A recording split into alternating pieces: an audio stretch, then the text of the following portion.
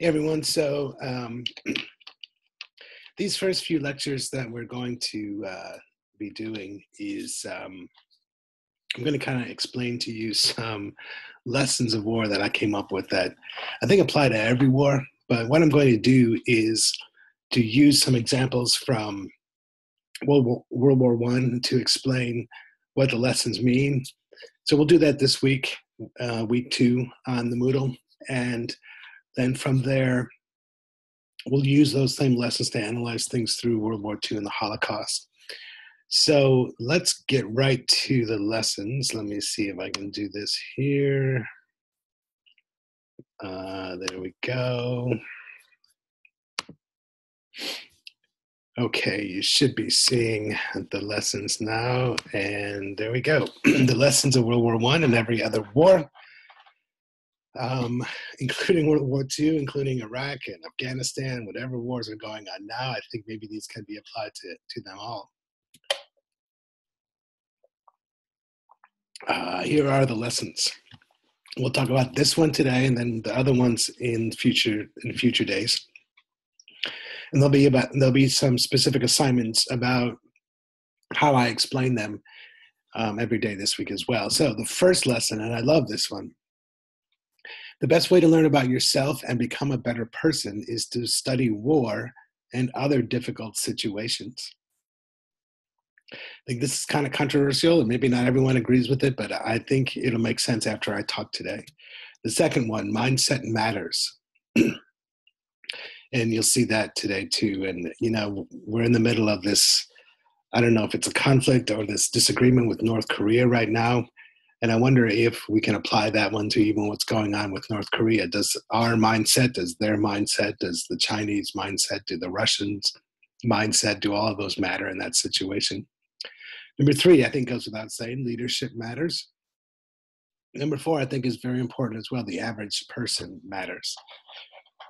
You'll see that a lot in the 20th century wars with drones and things. Maybe number 4 can be updated a little bit, or maybe not. Number 5, I think this is kind of complex. There are consequences for every action and inaction you take. I think sometimes we think if we don't do anything, then we're not going to have an impact. Well, you're wrong, and we'll see that. Number 6, war hurts everyone involved, sometimes in unseen ways. I think you can kind of know what that means, but we'll get to it later this week. Number 7, the world should be better after a war. I know that this sounds like it shouldn't be the case, but if you're going to fight a war, then maybe you should accomplish something. And the last one, kind of a big one, war is the worst solution, but maybe it can be a solution. Maybe it can be a solution, even though it is the worst one. And we'll see what that means later. Okay, so the first lesson we're going to talk about in more detail right now. The best way to learn about yourself and become a better person is to study war and other difficult situations. And I want you to take a look at this thing. This is a scale that I came up with. I call it the spectrum of human behavior. Where if you look at the top of the spectrum, these are the actions that you take. Sometimes they're good, sometimes they're bad. If you look at the extremes, if you do something really bad, we're going to call that evil. Maybe if you do something really good, you call that saintly. When you look at this chart, though, I want you to maybe think about your own actions. And maybe most of our actions that we take are like right in where the green is. And I think I can do a pointer here. Yeah. So most of our actions are right in here in the green section. I'm hoping none of us do something that's like way out here. And there's a rare person you meet that might do things way out here. But most of the time, the things that we do are right in here. The things we do that might not be good aren't really, really bad. The things that we do that are good aren't saintly. So that's the action sections. On the bottom of the spectrum are the consequences. And you'll see that, sometimes maybe you'll get a chance to save someone's life. I don't think I ever have.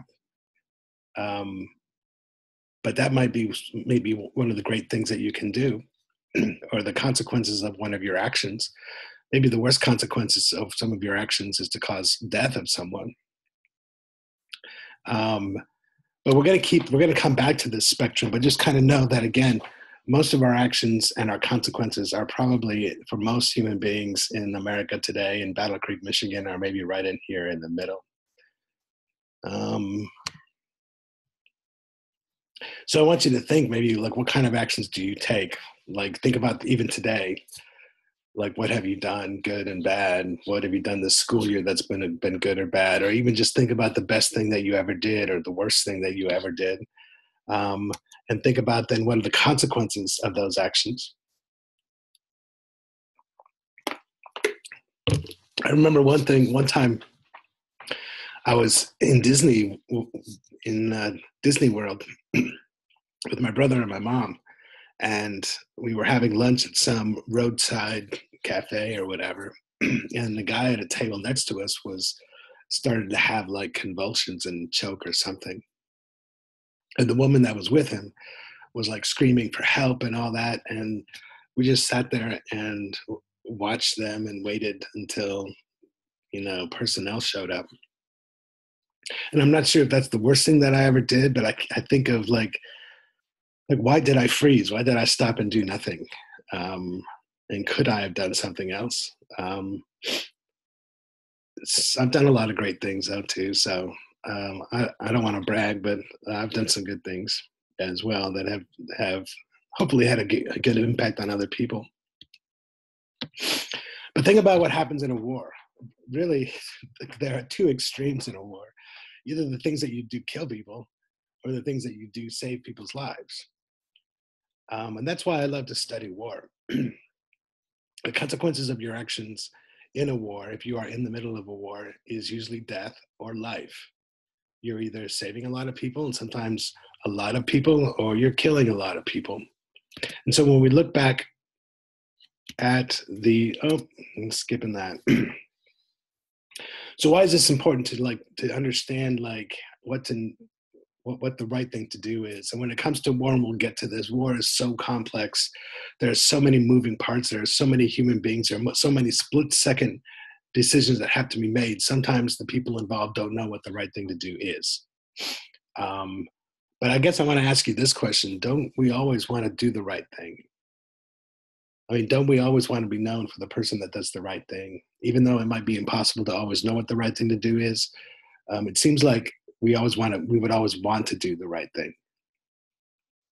And if you look at this last thing, this last part here, if you don't want to do the right thing, if you always want to do the wrong thing, then there's some sort of antisocial thing going on that we probably should talk about. But certainly we all will make some decisions that are the wrong ones, and will hurt people and hurt people's feelings and things like that. And you know what? That's going to happen in life. But if your intention is not that, then that's a whole nother ball game. So I want to tell you a story about this green ball, and to help maybe answer this question, how we can always do the right thing, if this is even possible. So a few years back, I used to play roller hockey, and I got checked into the walls pretty good, and screwed up my back pretty bad. I started going to doctors, and one doctor wanted to operate on me. One doctor wanted to do, I don't know, chiropractic stuff, and I finally went to a what do they call the people that help you stretch, and a physical therapist. And he gave me one of these green balls, and he told me how to do all of these exercises on it. I'm not sure if you've ever been to a physical therapist, but there's just one big room that everyone is kind of doing things in. And so they brought the green ball out for me, and first they made me lay down on the floor on my back and put my leg up against the door jamb to see how flexible my hamstrings were. So I was doing that, and the doctor was like, hang on a second. And he went and got the some nurses to come, and they were watching me. And the doctor finally said something like, see how inflexible this person is. So apparently I was one of the most inflexible people they've ever seen. And again, he said this in front of everybody else, and I'm getting embarrassed. So he gives me this green ball and he wants me to do all these exercises like kneel on it. Now, I'm not sure if you've ever tried to kneel on a big ball, but it's kind of hard to do. And so but I was trying all these things and making a fool of myself. And finally, he explained to me what I was doing. He said that my core muscles were not acting automatically. And so when I skated, my brain had to tell my core muscles to do certain things to keep my body and my back strong and straight. And so he said, if you did these exercises on the green ball, it'll train your core muscles to do this automatically and you'll never have to worry about it again. And he was right. And so this made me think about doing the right thing. It's, if I can teach my core muscles to do the right thing, is there a way that I can figure out how to do the right thing in my daily life? And I thought maybe the only way that you could do this is to study how and why others did what they did and analyze how maybe they could have done it better. And the more that you did this, then if those situations popped up in your life, you would have something to fall back on to know what the right thing to do is. And hopefully your brain would make you do the right thing without even having to think about it. And this brings us then to this question, or this lesson of war. The best way to learn about yourself and become a better person is to study war and other difficult situations. Because when we look at this spectrum again, you see that, again, most of our actions are right here. But when we study in a war, most of the actions are out here or out here. They're usually pretty evil, causing death, or they're usually pretty saintly, that saves people's lives. And so what's great about studying a war then is that the examples in the war and the people that we're going to learn about and the events that we're going to learn about are so extreme, are so exaggerated. I think this is the next slide. Yes, every action in war, because of the complexities and chaos of it, is so exaggerated, and therefore the consequences are magnified. It makes it easier for us then to analyze the motivations, the impact, and the lessons to be learned of all those actions. So back to the spectrum again. So because a split-second decision could save someone's life, or it could end someone's life in the middle of the war, it's easier to see which action was the better action to take. In our lives, sometimes it gets a little murky, it gets a little muddled. But in a war, it's very extreme, and we can see what the consequences are quite clearly. And so my opinion is that if we study those examples, then perhaps we could learn to be a better person.